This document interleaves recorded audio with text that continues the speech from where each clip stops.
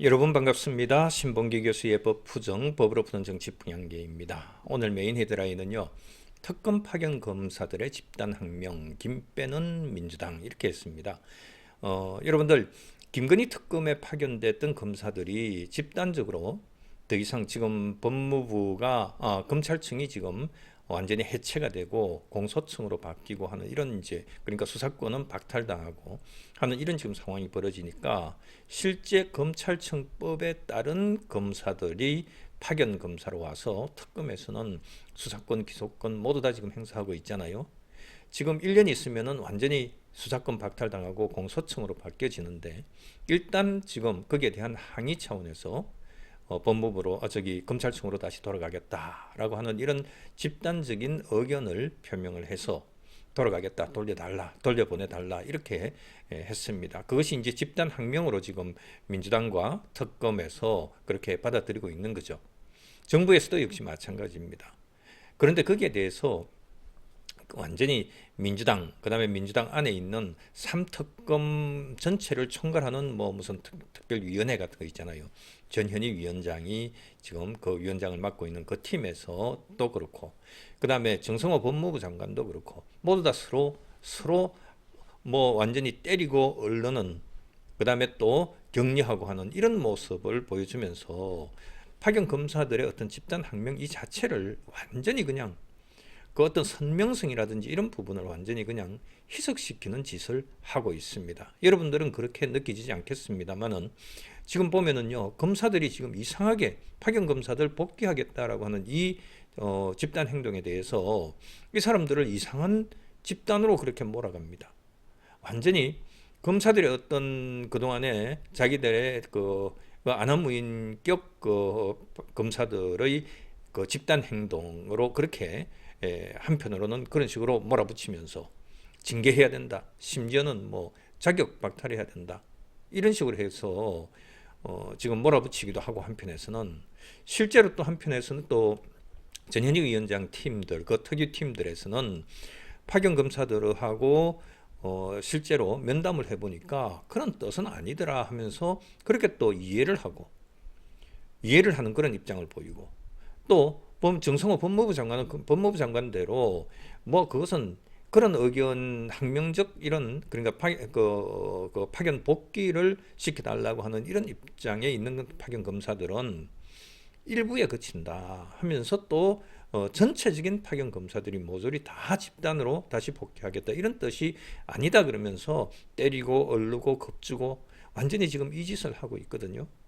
그런데 어, 검사들이 실제로는 분위기가 모두 다 지금 돌아가려고 하는 그런 분위기가 압도적으로 많은 것 같아요.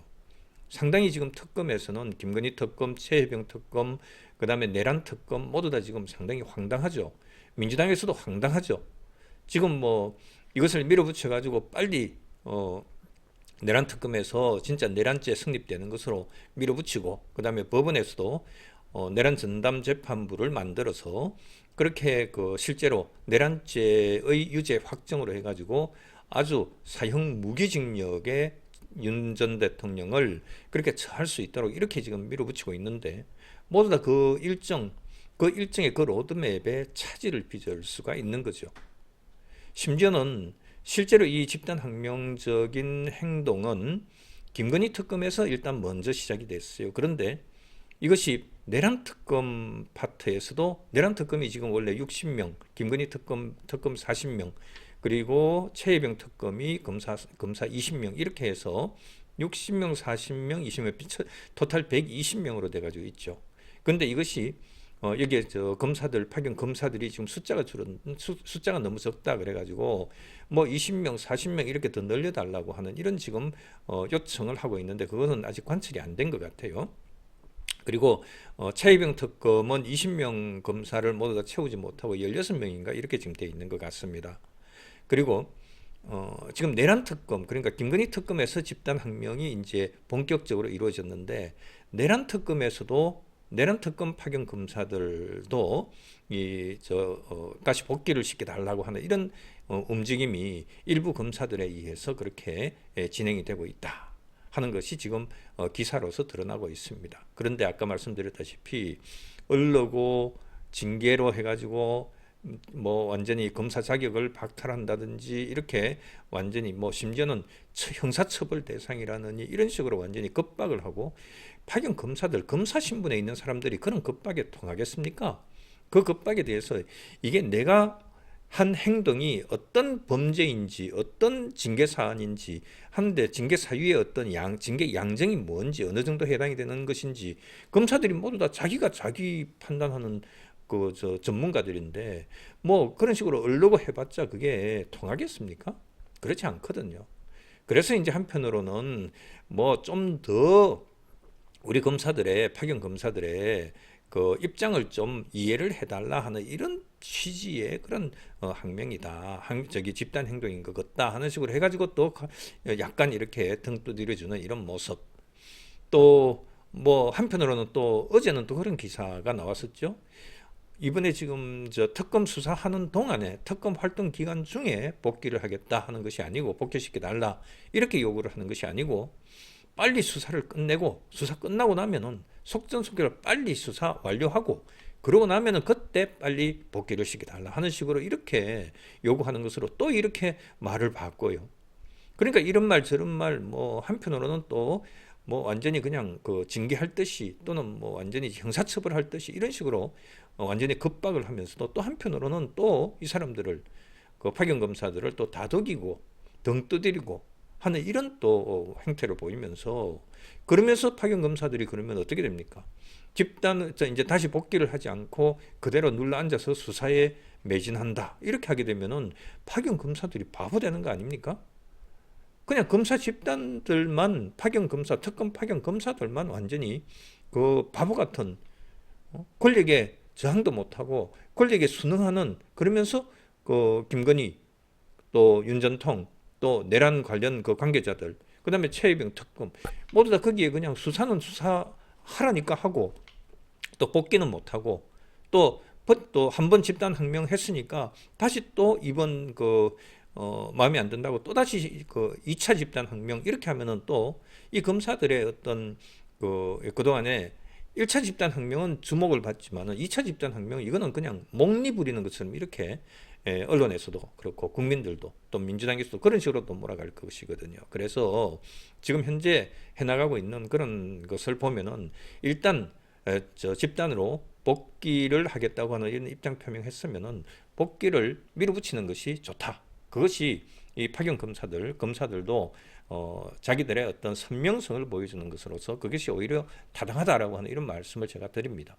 그 다음에 또 두 번째 이제 주제인데요.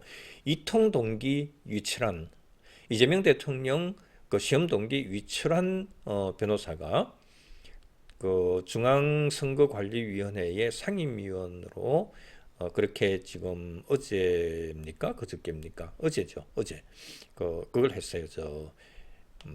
인사청문회를 했습니다.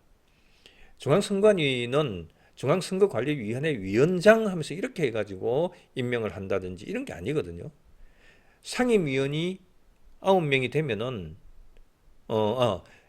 중앙선관위에 중앙선관위원 제가 죄송합니다. 위철환 위원을 중앙선거관리위원회 선거관리위원으로 해서 그렇게 지금 인사청문회를 했는데 중앙선관위는 지금 현재 이제 아직까지도 그 제도가 바뀌지 않은 현재의 상태에서는 선거구 중앙선관위원장 그다음에 중앙선거관리위원회 상임위원 해가지고 상임위원이 사무총장 또 상임위원 이렇게 해가지고 장관급으로 해서 이렇게 지금 일을 하고 있습니다.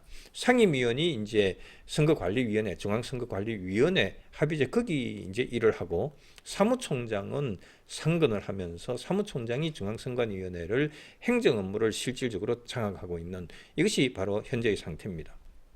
그래서 중앙선관위원회의 선관위원으로 해서 위출한 변호사를 그렇게 그 공석으로 있는 위출한 변호사를 인사청문회를 거쳤어요. 그런데 위출한 변호사가 선관위원을 뭐 맡고 안 맡고 그걸 떠나서 맡게 되면은 뭐 이제 맡게 되겠죠. 당연히 대통령 임명 케이스로 해서 대통령 지명 케이스, 임명 케이스로 해가지고 그렇게 위출한 그 선관위원을 그렇게 인사청문회를 했으니까 임명하는 것은 이제 시간만 지나면은 임명권 바로 임명장 수여를 할 거예요. 그러면은 어떻게 되느냐? 중앙선관위원장 자리 싸움이 벌어질 겁니다. 당장에 이제 위치란이 선관위원으로 해서 참석을 하면은 바로 뒤이어서 내년 3월 3일인가가 잠깐만요. 제가 그 자료를 가지고 있어요.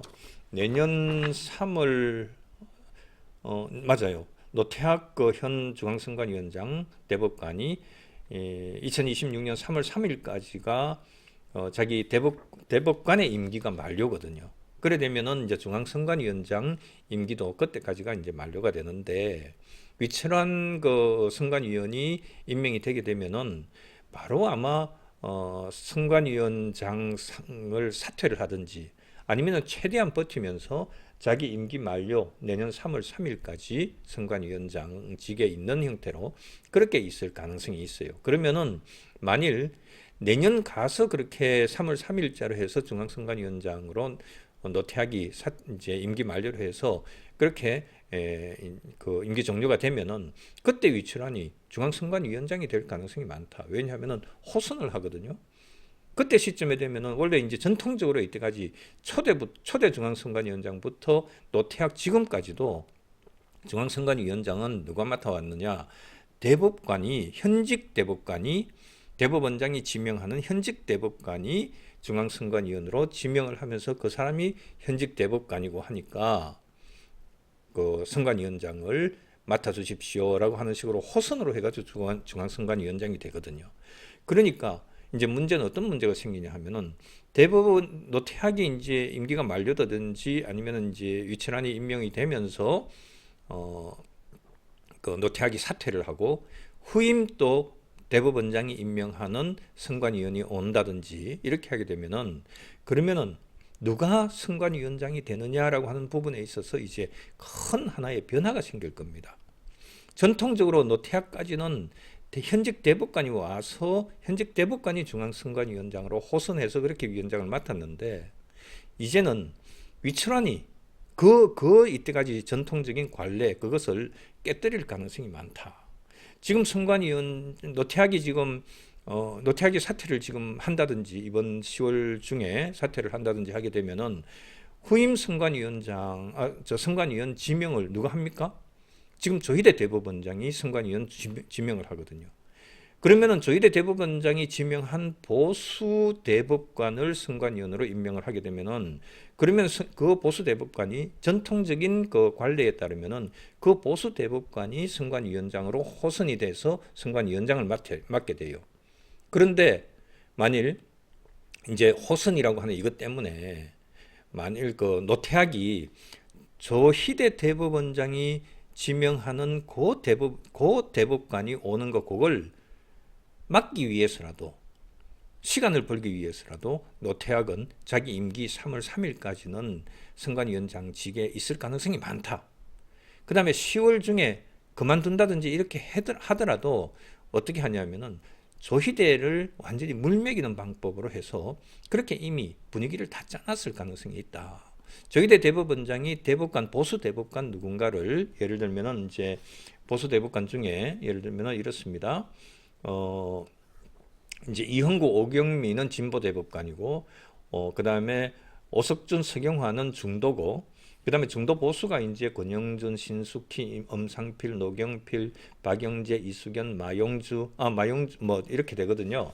이런 그 중도 보수나 보수 그 대법관 중에서 누군가를 조희대 대법원장이 그렇게 지명해서 선관위원으로 보내게 되면은 호선에서 전통적으로는 그분이 선관위원장으로 호선하는데 그렇게 현직 대법관이 왔을 때 호선으로 하면서 우리는 이미 이제 이 판을 짜놓은 거죠. 이재명 대통령 동기인 위철한 변호사를 선관위원장으로 우리가 초대합니다. 하면은 현직 대법관이 와가지고 이 사람이 중앙선관위원장도 못 되는 이런 이제 수모를 겪게 되는 거죠. 그러면 이 사람은 이제 앞으로는 자기 이미 이제 지명은 됐죠. 그 다음에 선관위원은 됐죠. 선관위원장은 못했죠. 현직 대법관이. 그러니까 이제 그 선관위원회 회의하고 할 때는 이제 항상 회의에는 빠지는 거예요. 그런 상황이 벌어지고 위철한이 중앙선관위원장이 되는 이런 사태가 벌어질 겁니다. 위원장으로는 자기중앙선거관리위원회 위원장은 제가 볼 때는 위철한을 시키기 위해서 위철한을 이재명 대통령 동기 위철한 변호사를 선관위원으로 지금 지명을 해서 어제 인사청문회를 거치고 인사청문회 거쳐서 뭐 국회에서 자기네들 민주당이 그냥 오케이 하면은 끝나는 거고 대통령이 그러면 확정해가지고 그렇게 보내면 끝나는 거고 안에서 호선해가지고 위철안으로 하겠습니다. 대법관이 조희대가 지명하는 대법관 선관위원으로 왔지만은 이때까지는 그렇게 했지만 이제는 세상이 바뀌었습니다. 위철안으로 선관위원장 하겠습니다. 해가지고 완전히 그렇게 해버리면 진짜 대법관 출신 선관위원으로 지명받아서 온 사람은 완전히 낙동강 오리알되고 완전히 이때까지 관행을 완전히 깨뜨리는 첫 그 불명예스러운 대법관이 되고 또 단순히 선관위원으로서 선관위원 중에 1인으로서 참석을 하는 그런 것보다는 오히려 이제는 출석 자체를 그 회의에 참석 자체를 안 하는 그런 상황으로 해서 9인 그 선관위가 아니라 8인 선관위로 사실상 운영하는 그런 방식으로 되게 될 겁니다. 그러면은 또 역시 선관위는 위철한 선관위원장이 되면서 선관위의 사무총장 또 상임위원 모두 다 이제 현 그 이재명 사람들로 채워지게 될 거고 앞으로 이제 중앙선관위도 입법부 그다음에 행정부 사법부도 조희대 사법부를 지금 무너뜨리기 위해서 용을 쓰고 있어서 이것도 지금 언제 무너질지 모르겠습니다. 그 다음에 헌법재판소는 이미 이제 장악이 됐고 7대2로 그렇게 됐기 때문에 이제 저 선관위까지 이제 이런 식으로 해가지고 장악을 하게 되면 국가 전체를 다 장악하게 되는 것이다. 그리고 또 마지막으로 이제 사법부까지 넘어가려고 그 장악을 하려고 그렇게 용을 쓰고 있는데 그래서 우리가 사법부의 조희대 대법원장이 끝까지 버텨야 된다. 사법부를 지키기 위해서라도 끝까지 버텨야 된다. 그 다음에 국가의 입법, 행정, 사법권, 국가 권력 분립으로서 우리 자유민주주의 국가를 대한민국을 지탱하기 끝까지 명맥을 유지하기 위해서라도 사법부가 굴복하고 무릎 꿇고 사퇴한다든지 탄핵된다든지 이런 사태로까지 탄핵을 당하는 한이 있더라도 사퇴를 하면서 사법부가 굴복해서는 안 된다. 이런 식으로 제가 끝까지 계속 이렇게 말씀을 드리는 겁니다. 자, 그 다음에요. 세 번째, 이 사법 리스크 제거를 위한 안전장치들. 최재형 전 감사원장이 이런 글을 하나 장황하게 아주 큰 글을 썼습니다. 이재명 사법 리스크. 지금 뭐 5개 재판 지금 정지가 돼가지고 있잖아요. 그래서 이 정지 자체를 다시 언제든지 재판 정지를 중단하고 그 다음에 다시 재판 재개를 하게 되면은 다른 4개 저 대장동 사건이라든지 이런 것들은 모두 다 1심에서 지금 그 재판 진행하고 있고 그 다음에 기껏 이제 1심 끝나고 한 이런 정도 수준이니까 2심, 3심 이렇게 되더라도 그 확정 판결 날 때까지는 시간이 많이 필요하죠. 그래서 그거는 별로 그렇게 약발이 안 먹히고 다만 이제 지금 파기환송돼 가지고 있는 서울고법의 유죄 취지로 해서 무죄 판결을 했는데 유죄 취지로 해서 파기환송한 이것 때문에 이제 대선 개입이다 해서 조희대 대법원장을 지금 몰아내려고 저렇게 용을 쓰고 있습니다. 그죠? 아직도 지금 ING입니다. 조희대 청문회 했는데 거기서 난장판이 됐죠. 그래서 안 나오고 했으니까 조희대 대법원장 대법관들 모두 다 안 나오고 했으니까 안 나온 대법관들 대법원장 우리가 그러면은 직접 가서 대법원장실도 한번 구경을 하고 아련을 하면서 이렇게 현장에서 청문을 진행하겠습니다 하는 식으로 해가지고 10월 15일 날 지금 날짜를 정했어요. 아직까지 조희대 대법원장을 장피를 주고 또 몰아세우는 이 절차는 아직까지 그대로 살아 있습니다. 진행 중입니다. 그러니까 그렇게 무죄 취지로 해서 유죄 취지로 해서 파기환송한 그 원심에서 재판을 재개를 해가지고 바로 유죄 그 대법원 전원합의체의 취지에 따라서 유죄 선고를 하면은 재상고해가지고 그죠? 재상고해서 재상고심에서 전원재판부에서 바로 제3고 기각해가지고는 유죄 확정 판결. 이렇게 하면은 대통령은 아웃되는 거예요. 그걸 막기 위해서 지금 용을 쓰고 있는 것 아닙니까? 그래서 실제 진행되고 있는 바로 파기환송심의 서울고법, 그 다음에 또 파기환송심 결론이 유죄로 선고로 뒤집으면은 무죄에서 유죄로 바뀌게 되면은 그것도 바뀔 수밖에 없어요. 왜냐하면은 지난번에는 형사 6부인가 그랬는데 지금은 이제 형사 7부로 또 바뀌었어요. 그래서 부가 다르고 법관들이 다르고 하기 때문에 결론은 아마 파기환송 대법원에서 유죄 취지로 파기환송한 그것을 그대로 수용할 가능성이 아주 높습니다. 99%입니다. 옛날에 보면은 가끔 아주 예민한 사건이 핑퐁 그 사건들이 있어요. 대법원에서 파기환송 시켰는데 또 원심에서 또다시 그 이전에 대법원의 파기환송심과 다른 반대의 결론, 기존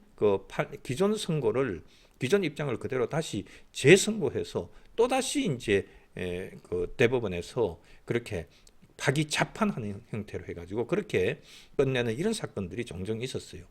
그래서 이번 같은 경우도 사실은 파기환송심에서 유죄 취지로 해서 하고 그다음에 이재명 측에서 재상고 해가지고 재상고 기각으로 끝나는 것이 가장 지금 예상되는 구도지만은 또 파기환송심 서울고법에서 형사 7부에서 이것을 지난번에 무죄했지만은 6부에서 무죄 선고해서 지금 이 사달이 났잖아요. 형사 7부에서도 또다시 무죄 판결을 또 할 수도 있어요.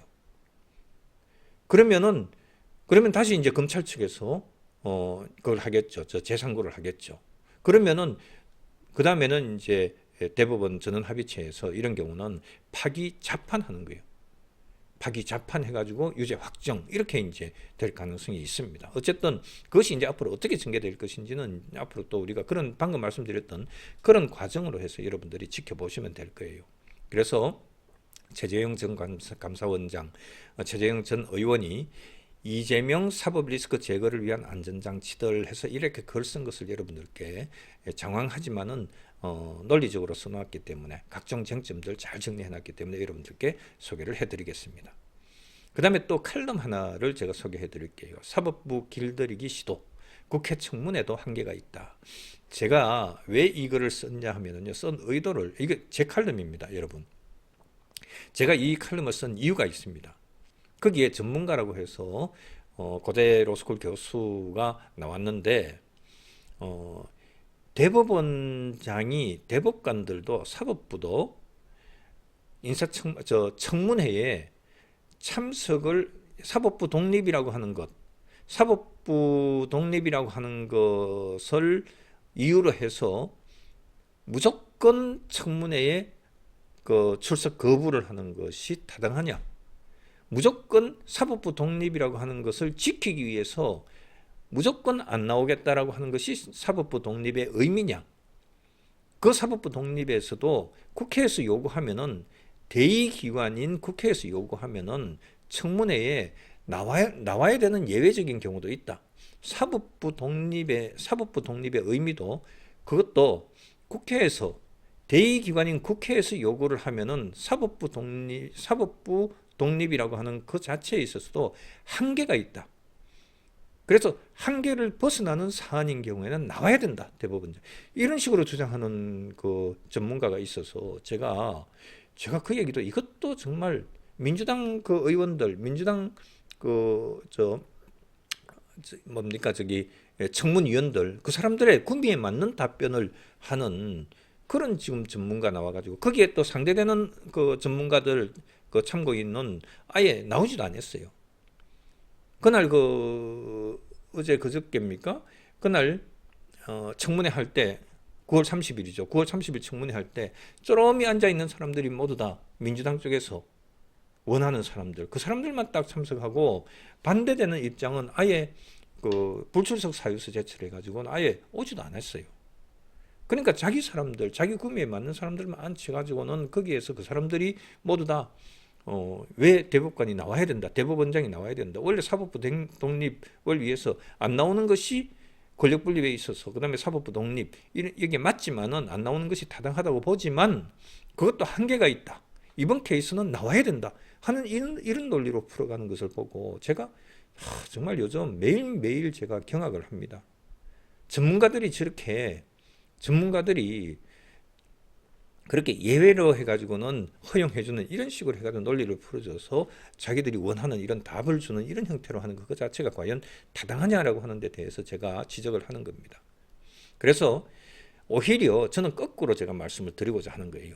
사법부 독립을 꺾기 위해서 사법부를 길들이기 위한 시도로서 국회에서 청문회로 해가지고 사법부 대법원장, 대법관들을 그 재판 심리 과정, 평의 과정에 어떤 얘기가 오가고 했는지, 어떤 식으로 그 재판 결과를 유도를 했는지, 결론을 유도했는지 이런 것들을 재판 과정에 대한 얘기를 듣기 위해서 그렇게 청문회로 출석하게 요구하는 그것은 오히려 국회 청문회 자체가 권한을 남용한 한계를 벗어나는 것이다. 따라서 국회 청문회도 오히려 법관들 부르는 데 있어서는 한계가 있다. 대법원장이 사법부 독립을 지키기 위해서 그 국회에서 요구하는 청문회 출석을 거부하는데 한계가 있다 하는 식의 전문가 진술한 것에 대해서 제가 정면으로 반대하는 겁니다. 국회 청문회가 사법부의 전원 합의체의 심리 과정에 대한 얘기를 추궁하기 위해서 불러내는 이 청문회, 이것도 청문회 자체가 한계를 벗어나는 것이기 때문에 국회 청문회도 한계가 있다. 제가 거꾸로 오히려 제가 이런 얘기를 하고자 하는 겁니다. 저는 여러분들 무슨 말씀인지 아시겠죠? 제가 그런 의도로 칼럼을 쓴 것입니다. 그렇게 알아주시면 좋겠습니다. 자, 그 사이에 제가 며칠간 자율구독료, 일일 자율구독료 여러분들께 보고를 드리지 않았는데요. 콜드블루님, 신보경님 매일같이 그렇게 자율구독료 보내주셨습니다. 감사합니다. 그리고 9월 29일은요 박소현님이 또 특별히 자율구독료를 보내주셨습니다. 감사 말씀 전합니다.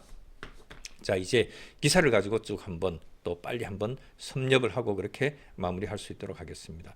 최재형 전 감사원장의 이 글하고 제 칼럼하고 이거는 여러분들께 직접 전문을 소개를 해드리도록 할게요.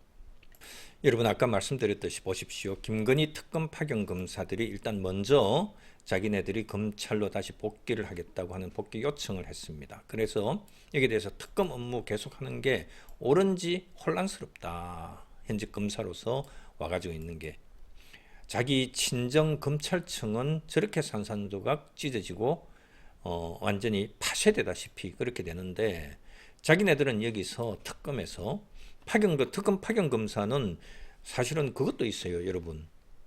지금 급여도 훨씬 많아요. 검사로서 본직으로서 받는 급여가 있고 이쪽에 파견 검사 오게 되면은요, 그 파견 수당 같은 것들, 특검 검사의 수사 수당, 그 다음에 또 파견 수당 뭐 이런 것들이 붙어가지고 몇백만 원씩 더 받아요. 현직 파견 검사로 오게 되면은 실제로 파견 검사로 오게 되면 아마 수당 같은 것들도 예를 들면 뭐 정건 수당이다, 뭐 그 또 자녀 무슨 수당이다, 이런 양육 수당 이런 것들 해가지고 이렇게 만일 똑같은 항목이 있으면은 그거는 이중으로 수급을 못 하거든요. 그러니까 이제 본직에서 나오는 그 수당 같은 것들은 기본적으로 그런 것들이 쫙 다 붙어 있으니까 이쪽 편에서 파견 온 데서 그런 수당이 있으면 요거는 빼고 해서 나머지 중첩되지 않는 수당들은 그대로 지급을 하거든요. 파견자들에 대해서, 파견 공직자들에 대해서. 근데 파견 공직자들 같은 경우에 이번 특검 파견하는 데는 기존 본직하고 다른 그런 무슨 검사는 수사수당이니 무슨 해가지고 그래 다 있어요. 있는데 여기에는 그런 것들이 항목을 명칭을 다 바꿔가지고 그렇게 해서 수당들을 다 만들어 놓고 있거든요. 그래서 파견 검사, 특검 보 말고 파견 검사도 월 한 1,000만 원 정도 이렇게 지금 급여가 배정이 돼 있어요. 특검에. 그러니까 특검에 오게 되면은 본직에서 받는 거 있고 특검 와서 또 한 1,000만 원 받는 거 이렇게 있고 그다음에 중첩되는 그 수당 항목들은 잘라내지만은 실제로 이들한테 그 급여를 더 주기 위해서, 보수를 더 주기 위해서 명칭 자체를 똑같이 안 만들어 놨어요. 그래서 중복이 안 돼. 그러니까 특검이 적어도 아마 한 7, 800만 원 일반 평검사로 해가지고 파견 와 있는 이런 그 검사들 같은 경우도 특검 파견 와가지고 있는 이 검사들이 아마 수당이 7, 800만 원 다 자르고 이렇게 하더라도 정복된 부분 7, 800만 원은 최소 더 자기 본직에서 받는 거 외에 그렇게 더 특검에 와서 받게 될 겁니다. 그러면은 이제 특검 파견 검사들이 생각을 할 때 어떻습니까? 자기는 여기 와서 자기들은 여기 와서 검사로서의 신분도 유지하고 본직 검찰청에서 또 급여도 받고 또 여기 와서 추가로 또 특검 파견 검사로 해서 특검 파견 수사관들도 또 복귀하겠다 뭐 이렇게 얘기를 하고 있어요. 특검 파견 검사든 수사관이든 이 사람들이 모두 다 추가로 여기 특검에 와가지고 추가로 급여를 받는 수백만 원, 7, 800만 원씩 이렇게 더 받는 이런 걸 스스로 검사들이 파견 검사들이 그것을 누린다는 것 자체가 양심의 가책이 있는 거죠. 그래서 특검 업무를 지금 저 검찰청은 저렇게 사라져 가는데 특검 업무를 계속하는 게 옳은지 혼란스럽다. 충분히 공감되지 않습니까, 여러분? 이들이 전문이 그렇게 복귀 요청 전문을 의견에 복귀 요청 그 집단 행동한 그 전문을 여러분들께 소개시켜 드리겠습니다. 양은 그렇게 얼마 안 돼요. 요만큼밖에 안 돼요. 특검 파견 검사들. 이거는 김건희 특검의 파견 검사들의 입장입니다. 자, 우선 특검 파견 검사들은 전문을 여러분께 알려드리겠습니다. 김건희 특검 파견 검사들의 입장 전문. 특검 파견 검사들은 사명감을 가지고 파견 기간 동안 사회적 현안 사건 수사에 매진하여 실체적 진실을 발견하고 사회적 갈등을 해소하겠다는 일념으로 불철주야 노력하였습니다. 최근 수사기소 분리라는 명분 하에 정부조직법이 개정되어 검찰청이 해체되고 검사의 중대범죄에 대한 직접 수사 기능이 상실되었으며 수사검사의 공소유지원 직접 금지 지침 등이 시행되고 있는 상황에서 이와 모순되게 파견 검사들이 직접 수사, 기소, 공소유지가 결합된 특검 업무를 계속 담당하는 것이 과연 옳은 것인지 혼란스러운 상황입니다. 특검께서 직접 언론 공보 등을 통해 그간의 특검 수사 과정에서 확인된 중대범죄 수사에 있어서 검사들의 역할, 검사의 직접 수사, 기소, 공소유지 필요성에 대한 의견을 공식적으로 표명해 주실 것을 요청드리고 현재 진행 중인 사건들을 조속히 마무리한 후 파견 검사들이 일선으로 복귀하여 폭증하고 있는 민생사건 미제 처리에 동참할 수 있도록 복귀 조치를 해주실 것을 요청드립니다. 2025년 9월 30일 특검 파견 검사 일동 이렇게 입장문을 냈습니다. 그런데 이제 여기서 마지막에 한번 보십시오. 지금 현재 이것도 지금 밀려가지고 처음에는 이게 아니었거든요. 지금 중간에 지금 복귀하겠다 이런 것이었는데 처음에 얘기 나왔을 때는 이제 공식적인 입장문을 이제 발표를 하기를 30일 엊그제 나오기를 이렇게 했어요. 현재 진행 중인 사건들을 조속히 마무리한 후 그 파견 검사들이 일선으로 복귀하겠다라고 하는 이런 식으로 복귀 조치를 시켜달라 하는 것으로 해서 파견 검사들이 조금 후퇴를 했어요. 원래 이게 언제부터 7월입니까? 8월입니까? 이때 7월 달부터 출범이 됐죠. 7월 말에 출범이 됐죠. 7월 정도, 7월 한 초중순 정도 이렇게 출범이 됐을 거예요. 제 기억에 그렇습니다. 그렇게 됐는데 이게 수사기간이 6개월로 일단 잡아놨잖아요. 최장 11월 말까지인가 이렇게 지금 돼가지고 있거든요. 근데 그 수사기간을 더 연장하겠다 뭐 지금 이렇게 하고 있어요. 왜냐하면은 사안 자체 특검법에 의해서 수사 대상이 너무나 넓고 이렇게 하니까 수사기간을 연장해달라 뭐 이런 식으로 지금 얘기를 주장을 하고 있는데 그거는 지금 아직까지 관철이 안 되고 있고 그 다음에 또 벌써 지금 7월 중순이면은 8월 9월 해서 벌써 2달 반 원래는 뭐 4개월 플러스 2개월 연장인가 이렇게 해서 6개월 할 수 있도록 그렇게 되어 있으니까 12월 아마 한 초중순 정도까지가 원래 특검 기간으로 법정 특검 기간으로 이렇게 되어 있는데 빨리 종료하고 빨리 복귀를 하겠다. 한 달이라도 빨리 땡겨서 해달라고 하는 이런 취지로 입장문을 표명을 했습니다. 그렇게 여러분들 아시면 되겠습니다. 그런데 이제 김건희 특검 팀들이 이제 방금 그 집단 항명 그 입장문을 발표를 했던 거예요. 그런데 실제로는 가장 많은 내란 특검 검사들도 모여서 이 부분에 대해서 대응 방안을 협의를 했다는 거 아닙니까? 여기에서도 날짜는 박지원 특검보가 날짜는 모르겠으나 검찰청 폐지 등 관련 검사들의 모임이 있었던 것으로 안다. 그러니까 내란 특검 파트에서도 이런 일이 있었던 것으로 안다. 전체 파견 검사가 아니라 일부가 모인 것으로 알고 있다. 내란 특검팀 검사들은 공개적인 의견 표명 등 집단 행동을 하진 않았지만 파견 검사가 59명으로 가장 많은 내란 특검팀에서 이 같은 모임을 가진 것을 두고 법적인 안팎에서 예의주시하는 분위기다. 원래 김건희 특검법은 특검팀은 40명, 순직 해병 특검팀은 지금 원래 TO가 20명인데 14명으로 돼가지고 있군요. 어쨌든 검사들이 다들 고민이 있는 건 너무나 당연하지 않겠냐. 그런데도 불구하고 특검팀, 즉 내란 특검팀 진상 규명을 위해서 모두 주어진 임무에 최선을 다하고 있다. 그러면서 그렇게 이제 해명을 하고 있습니다. 빨리 수사 진행을 하겠다 하는 이런 취지를 지금 비췄어요.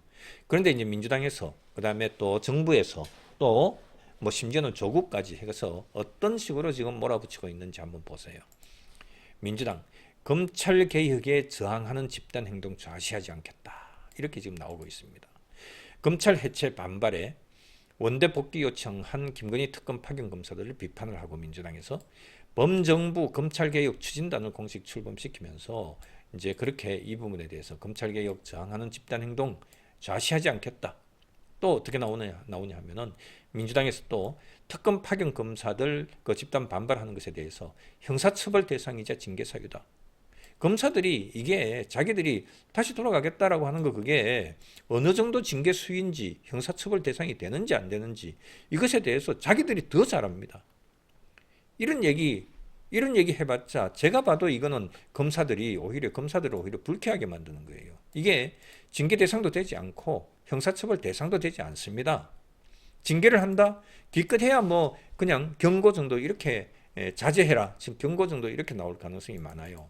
이런 것들은 말도 안 되는 이런 지금 것으로 해가지고 국민들한테 검사들 그 복귀하겠다고 지금 집단 행동하는 그 파견 검사들에 대해서 국민들에게 보내는 이런 신호거든요. 검사들을 혐오해라. 이런 얘기거든요. 참 잘못하고 있어요. 이런 식으로 지금 해나가는 게 참 나쁩니다. 복귀 요청 특검 파견 검사들 징계하겠다라고 하는 것에 대해서 그러면 사표 내겠다. 차라리 사표 내겠다. 이런 식으로 검사들이 대응하고 있어요. 당연한 거 아닙니까? 당연한 거 아니에요.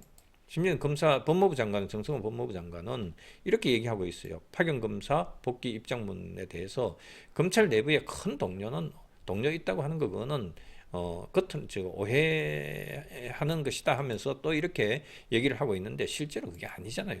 검찰 내부 지금 얼마나 독려하고 있습니까? 파견 검사들도 얼마나 지금 독려하고 있습니까? 그 다음에 또 심지어는 민주당 그 의원들 특검팀을 면담을 했는데 보십시오. 누구 갔는지 여기 보면은 뭐 이 친구는 모르겠고 여기는 이성윤이네요. 전현이고 이렇게 해서 이제 몇 사람 그 특검위원회 있잖아요. 그죠? 민주당 이 얘기에서 민주당 3대 특검 종합대응특별위원회 여기 위원장이 전현이거든요. 여기에서 실제로 김건희 특검팀 그 검사들을 만났대요. 만나러 가서 어제 만났는데 김건희 특검 파견 검사는 검사들이 지금 집단 행동한 것은 항의가 아니라 하소연한 것이다 하면서 오히려 또 이런 식으로 몰아가 지금 완전히 그들의 주장 자체를 힘들고 검찰이 지금 해체되고 하는데 지금 이렇게 우리가 있는 거 이거 진짜 너무나 힘들다. 힘든 거 이것 좀 알아달라 하는 식으로 이렇게 하소연한 것처럼 이런 식으로 몰아가고 있어요. 검사들이 뭐가 됩니까? 그러면 그 입장을 냈던 검사들은 그렇지 않습니까? 자, 김건희 특검 집단 반발에 검찰 내부에서도 지지를 하고 있다. 검찰 내부에서 지지하고 있다. 검찰에 그러니까 김건희 특검에 딱 적합한 사람은 임원정 한 사람뿐이다. 임원정 그 동부지검장 한 사람뿐이다. 임원정을 차라리 파견해라. 그러면은 임원정이가 잘할 거다. 그렇게 얘기하고 있는 거 아니에요. 그리고 이제 어제 늦은 시간에는 김건희 특검 파견 검사는 항의 아닌 하소연이다. 그러면서 전현희 누군지 이름 나오나요? 여기 참석한 사람들 없네요. 여기도 복귀 논란 봉합 수순 해가지고 이런 식으로 해가지고 파견 검사들이 이제 그냥 다독거리는 것에 대해서 이제 그 순응하는 걸로 이렇게 또 언론 플레이를 하고 있어요. 이 파견 검사들이 뭐가 됩니까? 검사들이 오히려 뭐 처우 개선해 주겠다. 일 양 어떻게 좀 조절해 주겠다. 또 그다음에 검찰청이 없어지고 공소청으로 바뀌고 수사권이 중수청으로 넘어가고 그리고 또 당신들 신분이 그렇게 뭐 조금 약화되고 하는 거 그게 그렇게 화낼 일이 아니다. 불안해할 일이 아니다. 그러면서 등 두드려 주고 하는 것에 대해서 오히려 항의가 아니라 하소연하는 것을 받아줬을 뿐이다 하는 식으로 해가지고 파견 검사들 그렇게 다독거리는 이런 모습, 그 다음에 파견 검사들이 오히려 순응한 모습, 이런 식으로 지금 언론 플레이를 하고 있는. 이거는 완전히 저는 언론 플레이를 하는 것이라고 보거든요. 근데 실제 이렇게 되면은 파견 검사들은 뭐가 됩니까? 바보들 됩니다. 바보들이에요. 이런 상황이 되면. 그렇게 저는 보여져요. 그렇게 평가 안 되겠습니까? 자, 그 다음에요, 그 다음에, 자, 여러분, 이거부터 먼저 말씀을 드리겠습니다. 어제 국힘의 고동진 의원이,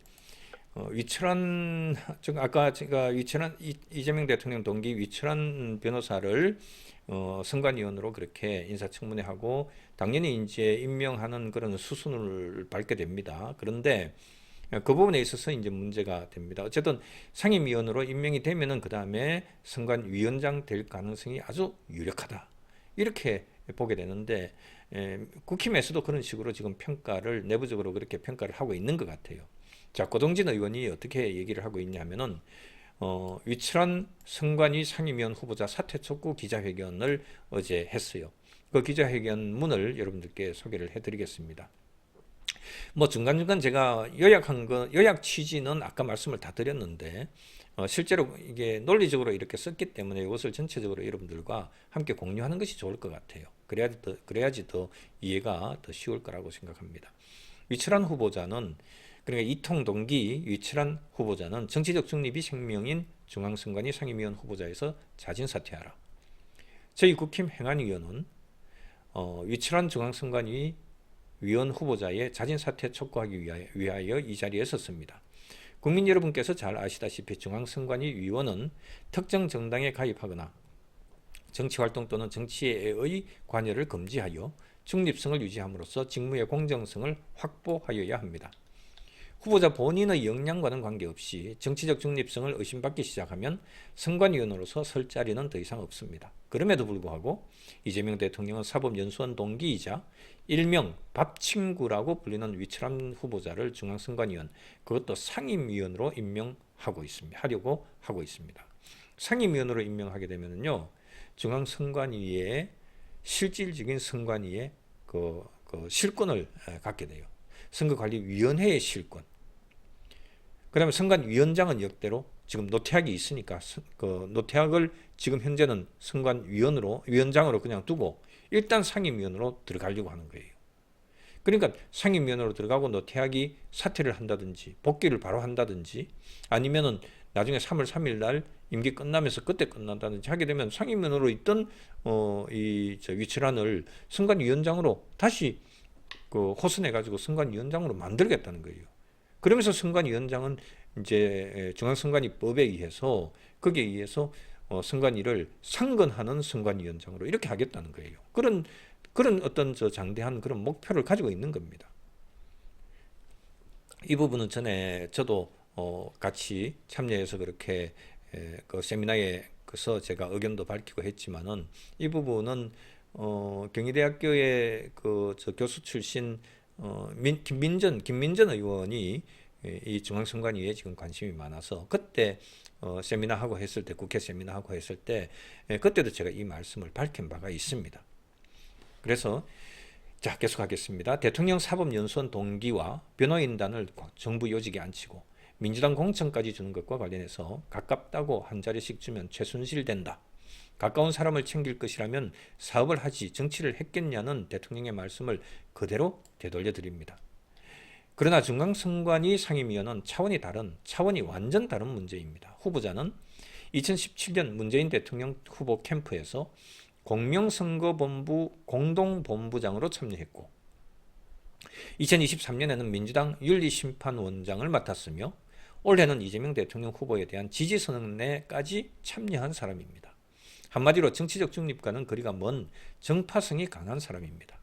공정성은 실질적으로도 공정하게 보여야 하지만 외견상으로도 공정하게 보여야 하고 그 공정성을 담보하는 것임에도 불구하고 후보자는 적어도 외견상으로는 공정성을 담보할 수 없습니다. 특히 현재 선관위는 고위직 자녀 특혜 채용과 선거철 휴직, 부실한 선거관리 등으로 국민적 불신이 높아 신뢰 회복이 시급한 상황에서 대통령 측근의 상임위원 임명은 불난집에 기름을 끼얹는 형국이 될 수 있습니다. 왜 불신에 더 큰 불신을 자초합니까?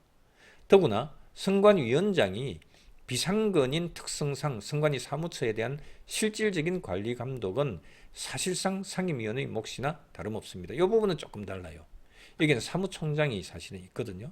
사무총장이 이제 있고 그다음에 그 선관위원회는 상임위원이 이제 그 사실상 운영하다시피 그렇게 돼 있는 거죠.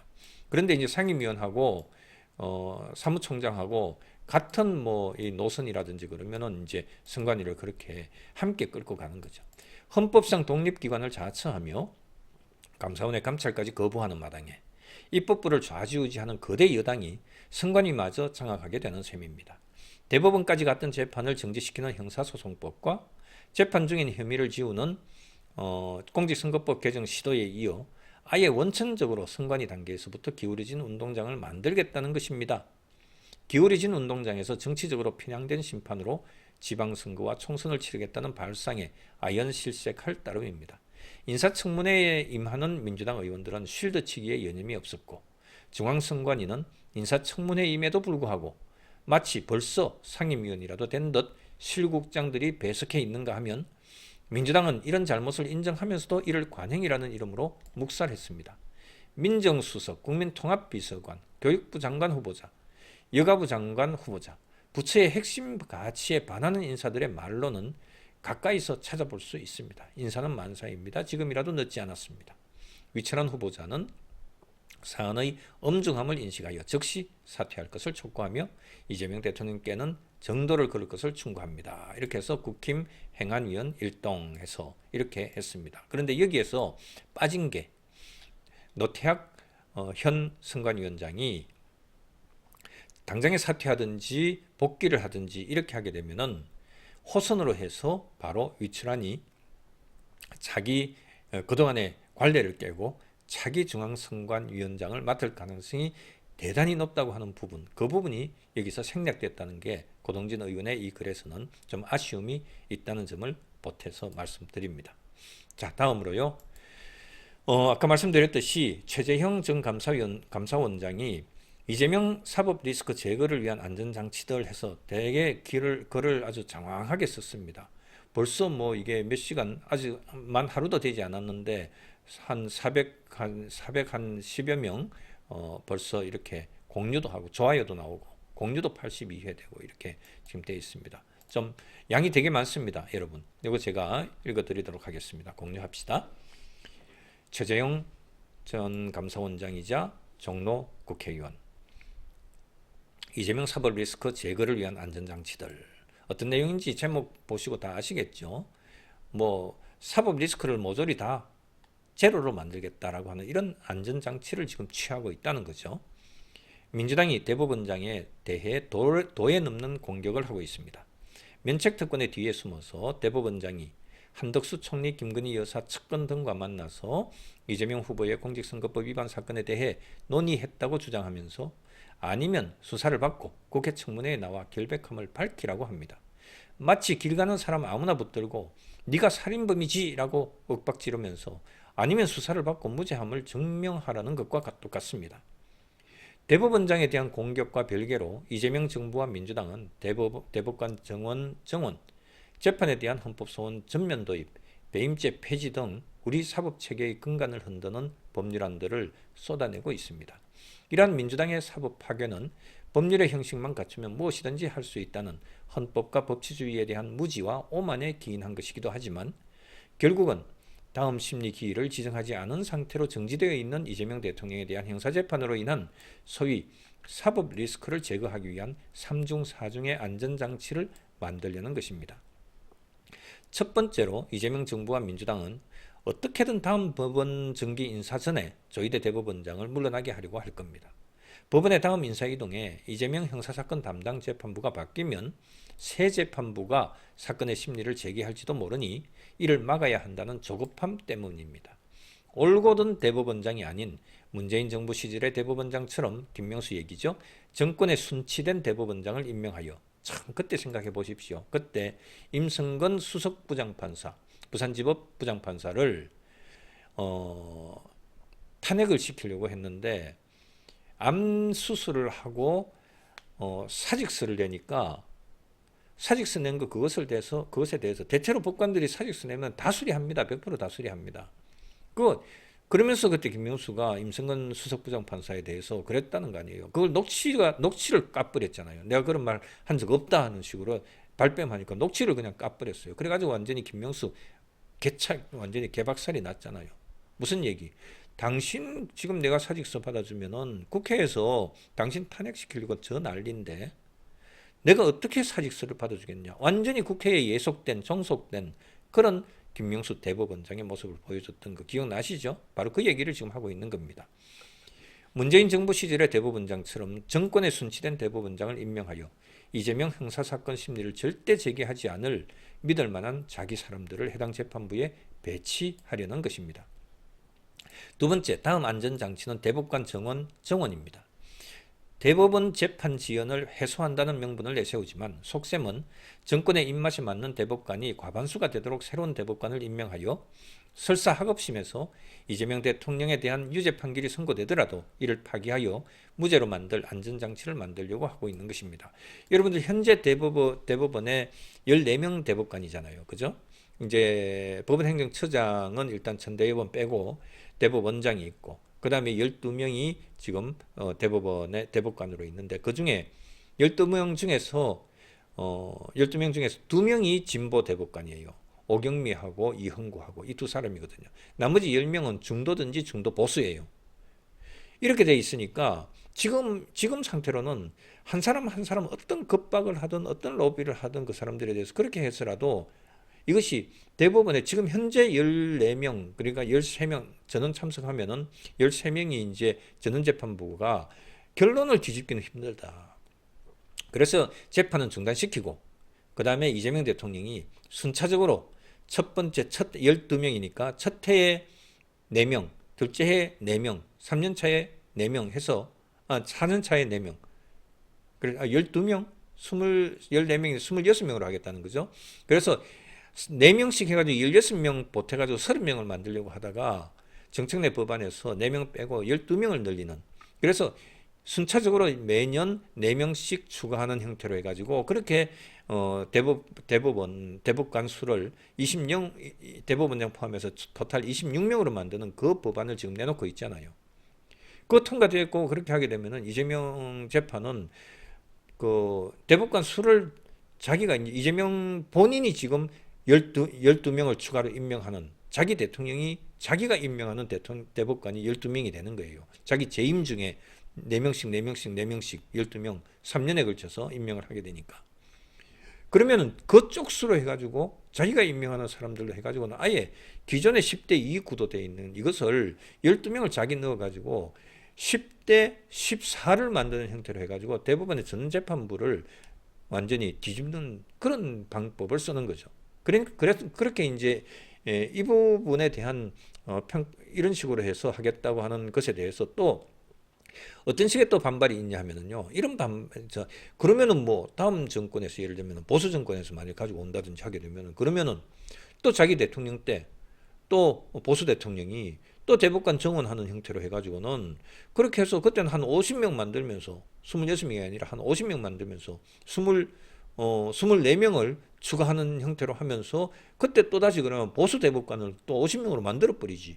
이런 식으로 해가지고 그런 얘기까지 나올 정도로 완전히 지금 대법관 수 문제로 해가지고는 그렇게 완전히 코미디 상황이 벌어지고 있습니다.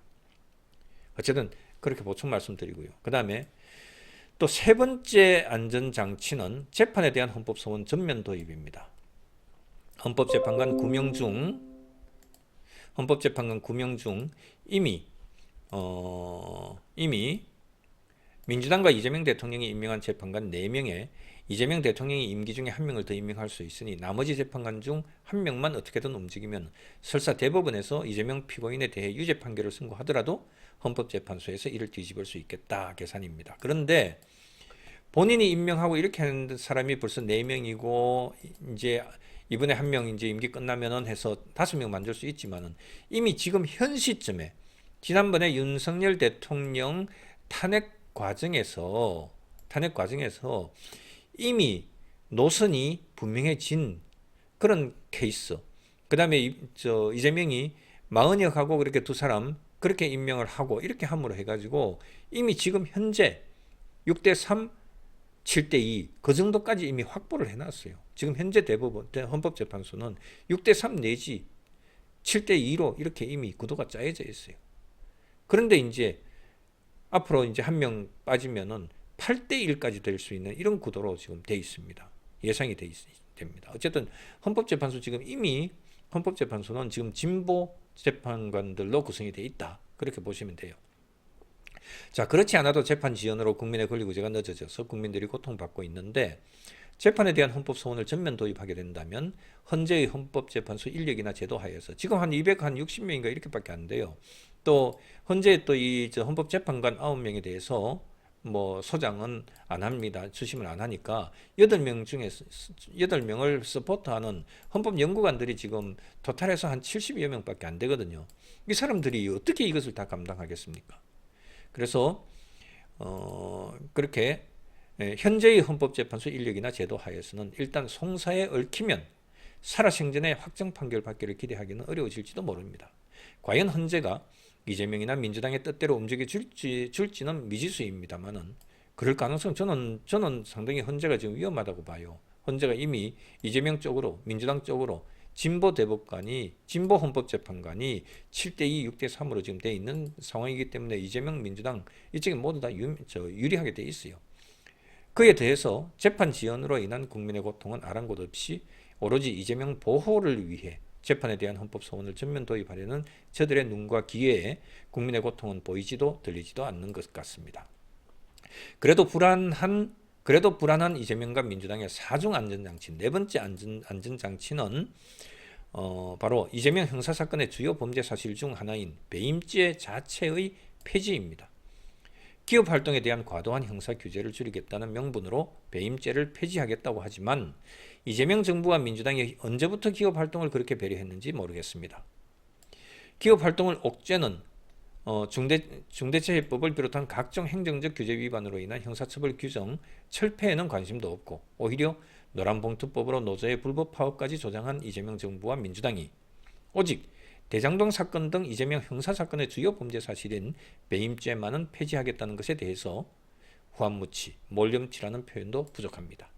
이재명 정부와 민주당의 배임죄 폐지가 진정으로 기업활동을 보호하기 위한 것이라면 형벌 규정을 폐지하는 법률 개정의 일반적인 경우와 마찬가지로 개정 법률 시행 이전의 행위에 대해서는 종전의 법률을 적용한다는 경과 규정을 두어야 할 것입니다. 이재명 사법 리스크 제거를 위한 마지막 금단의 열쇠는 5번째 안전장치는 공소 취소입니다. 형사사건에 대해 검사는 제1심 판결 선고 전까지는 공소를 취소할 수 있습니다. 따라서 대법원의 파기환송 판결로 고등법원에 가 있는 공직선거법 위반 사건을 제외한 나머지 아직 1심 재판 중인 이재명 피고인에 대한 형사사건들에 대해서는 이론상 공소 취소도 가능합니다. 지금까지 민주당이 보여온 국민 무시, 헌법 무시의 오만함과 무절제한 권력 행태를 보면 어쩌면 이재명 형사 리스크를 확실히 제거하기 위해 공소 취소라는 먹음직스러운 금단의 열매를 따먹을지도 모릅니다. 이재명 정부와 민주당은 이재명 사법 리스크를 면하기 위해 우리 사법체계 자체를 흔들어 파괴하려는 무리한 시도를 거치고 정정당당하게 재판을 받아 대한민국의 법은 모든 사람에게 평등하게 적용됨을 말이 아닌 행동으로 보여주기 바랍니다. 오늘 이렇게 최재형 전 감사원장의 글을 소개하는 것으로 그래 마치겠습니다. 제 글이 있습니다만은 제 글이 있습니다만은 제 칼럼은요, 사법부 길들이기 시도 청문회도 한계가 있다, 국회 청문회도 한계가 있다라고 하는 이것인데, 아까 제가 어느 정도 핵심적인 말씀을 전했기 때문에 이것으로 마칠 수 있도록 하겠습니다. 자, 여러분 편안한 또 하루 되시기를 바라겠습니다. 감사합니다.